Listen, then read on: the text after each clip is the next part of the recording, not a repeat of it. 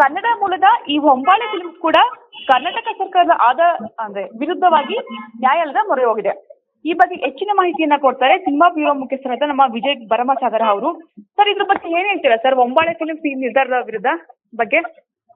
Madam, ಏನು ಅಂತಂದ್ರೆ ಹಿಂದೆ ಎಲ್ಲ ಕರ್ನಾಟಕದಲ್ಲಿ ಟಿಕೆಟ್ ದರ ಒಂದೇ ಏಕರೂಪವಾಗಿ ಅದನ್ನ ನಿಗದಿ ಮಾಡಬೇಕು ಟಿಕೆಟ್ ದರನ ಅಂತ ಹೇಳಿ ಪ್ರತಿಭಟನೆಗಳು ನಡೆಸ್ತಾ ಇದ್ವು, ಒತ್ತಾಯಗಳು ಆಗ್ತಾ ಇದ್ವು, ಮನವಿ ಕೂಡ ಮಾಡ್ತಾ ಇದ್ರು. ಆದ್ರೆ ಸರ್ಕಾರ ಅದ್ರ ಬಗ್ಗೆ ಗಮನ ಕೊಡ್ತಾ ಇರ್ಲಿಲ್ಲ, ಹೇಳ್ತಾನೆ ಬಂದಿತ್ತು ಮಾಡೋಣ ಅಂತ. ಕೊನೆಗೂ ಈ ಸಲ ಏನೋ ಪ್ರೇಕ್ಷಕರ ಪರವಾಗಿ ಏಕರೂಪ ಸಿನಿಮಾ ಟಿಕೆಟ್ ದರ ನಿಗದಿಯನ್ನ ಮಾಡಿಬಿಟ್ಟು ಸರ್ಕಾರ ಆದೇಶ ಹೊರಡಿಸ್ತು. 200 ರೂಪಾಯಿನ ಟಿಕೆಟ್ ದರ ನಿಗದಿ ಮಾಡಿತ್ತು. ಯಾಕಂದ್ರೆ ಇದು ಮಲ್ಟಿಪ್ಲೆಕ್ಸ್ ಗಳಲ್ಲಿ ಅತಿ ಹೆಚ್ಚು ಟಿಕೆಟ್ ನಿಗದಿ ಮಾಡ್ತಾ ಇದ್ರು. ಯಾಕಂದ್ರೆ ಸಾಮಾನ್ಯ ಜನರು ಕೂಡ ಮಲ್ಟಿಪ್ಲೆಕ್ಸ್ PVR ಗಳಿಗೆ ಹೋಗಿ ಸಿನಿಮಾ ನೋಡೋದು ಬಲು ಕಷ್ಟ ಆಗಿತ್ತು. ಅಂತ ಸಂದರ್ಭದಲ್ಲಿ ಚೇಂಬರ್ ಸೇರಿದಂತೆ ಇಡೀ ಚಿತ್ರರಂಗ ಒಂದಿಷ್ಟು ಮಂದಿ ಎಲ್ಲ ಸೇರ್ಬಿಟ್ಟು ಒತ್ತಾಯ ಮಾಡಿದ್ರು. ಆ ಒತ್ತಾಯಕ್ಕೆ ಪೂರಕವಾಗಿ ಸರ್ಕಾರ 200 ರೂಪಾಯಿನ ದರ ನಿಗದಿ ಮಾಡಿ ಆದೇಶ ಮಾಡ್ತು. ಆದ್ರೆ ಇದರ ವಿರುದ್ಧವಾಗಿ ಏನು ಈ PVR ಮತ್ತೆ ಮಲ್ಟಿಪ್ಲೆಕ್ಸ್ ಅಸೋಸಿಯೇಷನ್ ಇದೆ, ಆ ಅಸೋಸಿಯೇಷನ್ ಮೊದಲು ಸರ್ಕಾರದ ಈ ಆದೇಶದ ವಿರುದ್ಧ ಕೋರ್ಟ್ ಮೆಟ್ಟಿಲೇರ್ತು. ಸೊ ಅದು ಓಕೆ ಏರಿದ್ದು. ಆದ್ರೆ ಕರ್ನಾಟಕದ ಒಂದು ಪ್ರತಿಷ್ಠಿತ ಸಂಸ್ಥೆ, ಕನ್ನಡದ ಒಂದು ಸಂಸ್ಥೆ ಹೊಂಬಾಳೆ ಫಿಲಮ್ಸ್ ಈಗ ಸದ್ಯ ಸರ್ಕಾರ ಆದೇಶದ ವಿರುದ್ಧ ಕೋರ್ಟ್ ಮೆಟ್ಟಿಲು ಏರಿರೋದು ಈಗ ಚರ್ಚೆಗೆ ಗ್ರಾಸವಾಗಿದೆ.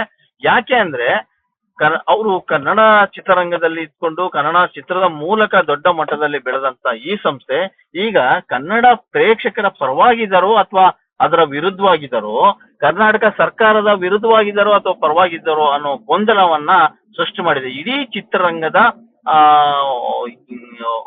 ವಿರುದ್ಧ ಅವರು ನಿಂತಿದ್ದಾರೆ ಅನ್ನೋ ಮಾತುಗಳೀಗ ಕೇಳಿ ಬರ್ತಾ ಇದೆ. ನಿಜಕ್ಕೂ ಹೊಂಬಾಳೆ ಸಂಸ್ಥೆ ಈ ನಿರ್ಧಾರ ಯಾಕೆ ತಗೊಳ್ತು ಅನ್ನೋದು ಗೊತ್ತಾಗ್ತಿಲ್ಲ. ಹಿಂದೆ ಎಲ್ಲ ಅವರ ದೊಡ್ಡ ದೊಡ್ಡ ಸಿನಿಮಾಗಳು ಬಂದಾಗ ಇದೇ ಕನ್ನಡ ಪ್ರೇಕ್ಷಕರು ಒಪ್ಕೊಂಡು ಮೆಚ್ಕೊಂಡು ಅಪ್ಕೊಂಡ್ರು. ಆದ್ರೆ ಅದೇ ಕನ್ನಡದ ಪ್ರೇಕ್ಷಕರಿಗೆ ದರ ಜಾಸ್ತಿ ಆಗ್ತಾ ಇತ್ತು ಅಂತ ಹೋರಾಟ ನಡೆದಾಗ ಇದು ಯಾರು ಕೂಡ ಬರ್ಲಿಲ್ಲ. ಒಂದಷ್ಟು ಜನ ಆಮೇಲೆ ಫಿಲಿಂ ಚೇಂಬರು ಹೋರಾಟ ಮಾಡಿತ್ತು, ಮನವಿ ಮಾಡಿತ್ತು. ಯಾಕಂದ್ರೆ ಸಿನಿಮಾ ನೋಡೋದು ಸಾಮಾನ್ಯ ವರ್ಗದವರು, ದೊಡ್ಡ ಶ್ರೀಮಂತರು ಅವರೆಲ್ಲ ಸೆಕೆಂಡ್ರಿ. ಆದ್ರೆ ಬಡವರು ಸಾಮಾನ್ಯ ವರ್ಗದವರೇ ಹೆಚ್ಚು ಸಿನಿಮಾಗಳನ್ನ ನೋಡೋದು. ಕಡಿಮೆ ಹಣ ಇದ್ರೆ ಹೆಚ್ಚೆಚ್ಚು ಸಿನಿಮಾ ರಂಗದಲ್ಲಿ ಸಿನಿಮಾಗಳನ್ನ ನೋಡೋದಕ್ಕೆ ಬರ್ತಾರೆ. ಸಿನಿಮಾ ರಂಗ ಕೂಡ ಚಟುವಟಿಕೆಯಿಂದ ಇರುತ್ತೆ ಅನ್ನೋ ಕಾರಣಕ್ಕೆ ಫಿಲಿಂ ಚೇಂಬರ್ ಮನವಿ ಮಾಡಿತ್ತು. ಆ ಮನವಿಗೆ ಸರ್ಕಾರ ಸ್ಪಂದಿಸ್ತು. ಆದ್ರೆ ಹೊಂಬಾಳೆ ಅಂತ ಪ್ರತಿಷ್ಠಿತ ಸಂಸ್ಥೆ ಈ ರೀತಿ ಮಾಡಿದ್ ಎಷ್ಟು ಸರಿ? ಹಾಗೆ ನೋಡಿದ್ರೆ ಹೊರ ರಾಜ್ಯಗಳಲ್ಲಿ ಏನು ಸಿನಿಮಾ ಟಿಕೆಟ್ ದರ ನಿಗದಿ ಇದೆಯಲ್ಲ, ಅದು ಏಕರೂಪವಾಗಿ ಮಾಡಿ ಈಗಲೇ 10-6 ವರ್ಷಗಳೇ ಕಳೀತು. ಜಯಲಲಿತಾ ಅವರು ಮೊದಲ ಬಾರಿಗೆ ಅವರು 8 ವರ್ಷದ ಹಿಂದೆನೆ ಈ ಸಿನಿಮಾ ಏಕರೂಪ ಸಿನಿಮಾ ಟಿಕೆಟ್ ದರನ ನಿಗದಿ ಮಾಡಿ ಅಲ್ಲಿ ಆದೇಶ ಮಾಡಿದ್ರು. ಅಲ್ಲಿ ಈಗಲೂ ಕೂಡ ಮಲ್ಟಿಪ್ಲೆಕ್ಸ್ ಅಲ್ಲಿ ಕಡಿಮೆ ಇದೆ. ಅಲ್ಲಿ ಬೇರೆ ಯಾವ ರಾಜ್ಯಗಳಲ್ಲಿ ಈ ಜಾರಿ ಇದೆ ಸರ್ ಇದು? ಈಗಾಗಲೇ ಹೈದರಾಬಾದ್ ತಗೊಳ್ಳಿ ಅಥವಾ ಕೇರಳ ತಗೊಳ್ಳಿ, ತಮಿಳುನಾಡಲ್ಲಿ ತಗೊಳ್ಳಿ, ಅಲ್ಲೆಲ್ಲ ಕೂಡ ಏಕರೂಪ ಸಿನಿಮಾ ಟಿಕೆಟ್ ದರ ನಿಗದಿ ಆಗಿದೆ. ಒಂದೊಂದು ಮಲ್ಟಿಪ್ಲೆಕ್ಸ್ ಅಲ್ಲಿ ಒಂದೊಂದಷ್ಟು ಜಾಸ್ತಿ ತರ ನಿಗದಿ ಮಾಡ್ತಾರೆ. ಆದ್ರೂ ಕೂಡ ಎಲ್ಲ ನೀವು ಸಿಂಗಲ್ ಸ್ಕ್ರೀನ್ ಆಗಿರ್ಬೋದು, ಮಲ್ಟಿಪ್ಲೆಕ್ಸ್ ಆಗಿರ್ಬೋದು, ಅಲ್ಲಿ ಒಂದೇ ತರ 150ರಿಂದ 200 ರೂಪಾಯಿ ಇದೆ. ಸೊ ಇಲ್ಲೂ ಕೂಡ 200 ರೂಪಾಯಿ ನಿಗದಿ ಮಾಡಿದ್ರು ಕೂಡ ಈಗ ಒಂದಿಷ್ಟು ಟ್ಯಾಕ್ಸ್ ಅದು ಇದು ಹಾಕಿ 236 ಅಲ್ಲಿವರೆಗೂ ಬಂದು ನಿಂತಿದೆ ಈಗ ಸಿನಿಮಾ ಟಿಕೆಟ್ ದರ. ಆದ್ರೆ ಈ ಹೊಂಬಾಳೆ ಸಂಸ್ಥೆ ಬೇರೆ ರಾಜ್ಯಗಳಲ್ಲಿ ಯಾಕೆ ಹೋಗಿ ಹೋರಾಟ ಮಾಡಲ್ಲ? ಹಾಗಾದ್ರೆ ಕರ್ನಾಟಕ ಸರ್ಕಾರದ ವಿರುದ್ಧ ಇಲ್ಲಿ ಏಕರೂಪ ಸಿನಿಮಾ ಟಿಕೆಟ್ ದರ ನಿಗದಿ ಮಾಡಿದೆ, ಅದ್ರ ವಿರುದ್ಧ ಹೋರಾಡ್ತದೆ ಅಂದ್ಮೇಲೆ ಹಾಗಾದ್ರೆ ಅಲ್ಲಿ ಹೋಗಿ ಹೋರಾಟ ಮಾಡ್ಲಿ, ಯಾಕೆ ಮಾಡಲ್ಲ? ಇದು ಈಗ ಸಾರ್ವಜನಿಕರ ಮತ್ತು ಒಂದಷ್ಟು ಸಿನಿ ಪ್ರೇಮಿಗಳ ಪ್ರಶ್ನೆ ಆಗಿ ಉಳಿದಿದೆ. ಸಂಗೀತ, ಏಕರೂಪ ಟಿಕೆಟ್ ದರದಿಂದ ಹೊಂಬಾಳೆ ಸಂಸ್ಥೆಗೆ ಆಗೋ ನಷ್ಟ ಏನು ಸರ್? ಹಾಗಾದ್ರೆ ಬಹುಶಃ ಈ ದೊಡ್ಡ ದೊಡ್ಡ ಸಂಸ್ಥೆಗಳು ಏನು ಅಂತಂದ್ರೆ ಎಲ್ಲ ಮಲ್ಟಿಪ್ಲೆಕ್ಸ್ ಸಿನಿಮಾಗಳಲ್ಲಿ ಬಿಡುಗಡೆ ಮಾಡ್ತಾರೆ. ಈಗ ಅವರು ಕೋಟ್ಯಾಂತರ ರೂಪಾಯಿ ದುಡ್ಡು ಹಾಕಿ ಕಾಂತಾರ 2 ಅನ್ನೋ ಒಂದು ಸಿನಿಮಾ ಬರ್ತಾ ಇದೆ. ಅವರದೇ ಆ ಸಂಸ್ಥೆಯಿಂದ ಒಂದಷ್ಟು ದೊಡ್ಡ ಬಜೆಟ್ ನ ಸಿನಿಮಾಗಳು ಕೂಡ ತಯಾರಾಗ್ತಾ ಇದಾವೆ. ಸರ್ಕಾರ ಈ ಏಕಾಏಕಿ ಈ ನಿರ್ಧಾರ ತಗೊಂಡಿರೋದ್ರಿಂದ ಮುಂದಿನ ದಿನಗಳಲ್ಲಿ ಅವರ ಸಿನಿಮಾಗಳಿಗೆ ದೊಡ್ಡ ಹೊಡೆತ ಬೀಳ್ಬೋದು. ಈಗ ಟಿಕೆಟ್ ದರ 400 ರೂಪಾಯಿ, 500 ರೂಪಾಯಿ, 1000 ರೂಪಾಯಿವರೆಗೂ ಇದೆ. ಇತ್ತೀಚೆಗೆ ನೋಡಿದಾಗ 1000 ರೂಪಾಯಿವರೆಗೂ ಟಿಕೆಟ್ ಖರೀದಿಸಿ ಸಿನಿಮಾ ನೋಡಿರೋ ಉದಾಹರಣೆಗಳಿದಾವೆ ಕರ್ನಾಟಕದಲ್ಲಿ. ಒಂದೇ ಸರಿ 200 ರೂಪಾಯಿ ಬಂದ್ರೆ ನಮ್ಮ ಬಕ್ಕಸಕ್ಕೆ ಹೊಡೆತ ಬೀಳುತ್ತೆ. ದೊಡ್ಡ ಬಜೆಟ್ ಸಿನಿಮಾ ಮಾಡಿರ್ತೀವಿ, ಕಡಿಮೆ ದರ ಟಿಕೆಟ್ ಆದ್ರೆ ಇದನ್ನ ರಿಕವರಿ ಮಾಡೋದು ಹೇಗೆ ಅನ್ನೋ ಭಯ ಅವರಿಗೆ.